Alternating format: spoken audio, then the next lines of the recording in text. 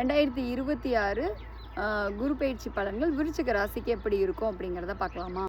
ராசியையும் அதுக்கப்புறம் 3ஆம் வீடான மகரத்தையும் 5ஆம் வீடான மீனத்தையும் குரு பகவான் இயக்குறாரு.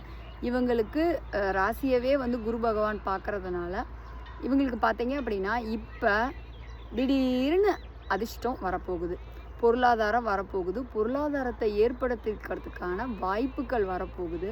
அடுத்தது 3ஆம் வீட்டையும் குரு பகவான் சேர்த்து பார்க்கறதுனால இப்போ தான் வந்து பார்த்தீங்க அப்படின்னா தன்னை முன்னேற்றிக்கிறதுக்கு, பொருளாதாரத்தை தேடிக்கிறதுக்கு, ஒரு செயலை செய்கிறதுக்கான முயற்சி செய்யணும் அப்படிங்கிற எண்ணமே ஃபஸ்ட்டு வரும்.